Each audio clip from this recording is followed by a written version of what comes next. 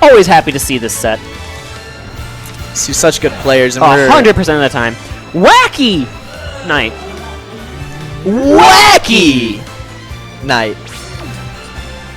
Nice. Gonna have Wacky NiTe and Hair Dan. When was Dan's last haircut? Over, under? Over, under? Over, under. We're going to ask him after the set. Honestly, I'm gonna say 10 months. 10 months? 10 months. No, I think he trims regularly. I'm going to say like 4 months. Oh, I didn't know we were counting trims. Although, oh yeah, okay. If you're not counting trims, it's been a year. If you ask me. He's had that long hair ever since I've known him in the Smash scene, which goes back to like E2C like 13. Yeah, I was about to say, he's had that long hair since I've been in the scene, and I haven't been in the scene horribly long. But right now, this is an E2C versus unsponsored battle here on Smashville. What do you mean? He's sponsored by himself. Wacky. Sponsored by himself. Yeah, I sponsor myself. It's a great gig. This is the one matchup where you're gonna see Mario like not do grab combos. Because that back throw is so important for killing Luma, and it's one of Mario's best tools for killing Luma. You saw Luma fly like right off the screen, and this is gonna give Mario a big window to get in here. And when he went for that down throw, he had to go for the super jump punch immediately, not able to go for any kind of big combo out of it, because Luma was going to interrupt. Very true. Luma is vulnerable, and a dash attack is going to take it there. Back are going to send NiTe off the stage. I like the idea. Not going to get too much merit off of it. And the up smash right after is not going to kill. A lot of pressure here. Not a lot of crazy results, though. That's one. That's one result. The thing about that is what's the thing about that, Mick? The thing about got him. The thing about that is it was just a very great counter pressure option as he was able to roll on. NiTe was not really able to see it coming, and then Dan got the stop. I've never commentator cursed that bad in my life. That was the worst that's ever happened to me. Happens to the best of us. First time I commentated with D1, I was just like, words. Oh man, he was really trying for that fair spike there. Both had patience, and NiTe had the correct amount there to not get fair spiked. Yet, and this is a huge lap coming out here for Dan. He has 50% and a stock in his back pocket. I actually think that back air was very telegraphed. Oh man. Speaking of telegraph, up smash gets shielded and stuffed into the blast zone. That's going to be a game 1 lead here for E2C's own Daniel Sama. Danielson. Wax on, wax off. Wacky on. I hate myself. We all hate ourselves a little bit. Eat it, Arby's. Going into game 2 here, we got some headphone Johns. You follow that Twitter account? Which one? Nihilist Arby's? No. Yeah, I've heard it. I've never gotten around to following it. Nihilist Arby's is a classic. All about, like, we live in a giant dark void and we will never meet any kind of other life in the universe. Eat it, Arby's. It's just stupid tweets. It's one of the best. We might have adapter Johns here coming out. Yeah, oh no, they are headphone Johns. Real John, Sage says, not those fake Johns. Shoutouts to Sage's hip. Woo, that's a nice hip. That beautiful little shot of Sage's hip right now. We could have gone to commentator cam, buddy. I hope you watched the setback. I think you can't even see Sage's hair in that shot. He got a haircut, and he said it on Twitter that it got cut way too short. He can only barely put it in a bun. My hair is close to the point where I can bun it. I do it for work because it gets in my face. Mike, for the record, your ass ruined the white balance on the camera. Oh, he can't hear you. But here we go. Game 2. Dan versus NiTe. Town and City of the pick. Makes a lot of sense. And look at how slow Dan is taking this. All those fireballs landing on a Luma. That's gonna be some. I mean, that's gonna be some ever important damage on Luma though, and it's Coin's gonna make it big here. Gonna see a lot more patient of a game here in game 2 from NiTe. When Dan gets stuck on one of these platforms, he can find himself in for a world of hurt, especially with that Luma alive. However, Luma finds her way to the bottom of Town and City, taking a swim in that little river down there. Yeah, going out to hang out with all the sea bass in the river. I think they got 13th place today. Seabass and... The Seabass. Oh, yeah, Seabass. Yeah. Seabass had a pretty good run. He's going to super jump punch through that jab 1, 2, 3. NiTe usually tries to delay that and try to mix up his options out of the jab. But Dan's saying, no, I get this frame 1 invincible move. Yeah, very much so reading that tech roll in. Gonna dash attack to capitalize on it as best as he can.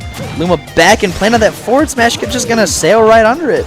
Yeah, unfortunately missing that Luma here, but you will get a nice back throw set up for that dash attack to take Luma off the side again. This is Dan's time to shine. Dan has a lot of room. Oh, fantastic. Fantastic patience and recovery there by NiTe. Dan able to get nothing out of it, and NiTe makes it back to the stage almost for free. In order to play Rosalina, you really got to understand that disadvantage state, and that's clearly what he shows here. Whoa, that pop-up! Luma? That wasn't... OP, man. That didn't even look like that hitbox came Lumas out. in chat. Yeah, spam those Bo Scotty Lumas. Unrivaled Lumas, please. And again, look, Dan, he's got to find a way back down to ground zero. But, okay, here we go. Ooh, okay, I like that option here. Very like aggressive. Lots of pressure on that shield, and it killed Luma in the meantime. And that stretcher platform actually almost sealing the stock there. Getting the spike off that high of a platform. And there, a whiffed grab leads to up smash. Dan pulling the trigger, knowing exactly when those up smashes are going to land. Oh, man. Oh, that was almost terrifying. That did way too much knockback. That's Luma, though. Yeah, oh yeah, that's why there's a whole emote on this chat for it. If I had to describe Luma in 4 words, it would be way too much knockback. I like that. Here we are. Mine would probably be like yellow, green, black, and red. You forgot blue. There's a blue Luma. Well, if I had to pick 4 words. Fair enough. Speaking of fair. Speaking of fair, look at the timing. Trying to fair that Luma, not really going to be too much success here. Yeah, I don't really agree with that option there. Luma gonna make it back, actually applying some pressure on Shield. Oh, the weights! He didn't think he'd forward smash a 3rd time in a row, but this is Dan, man.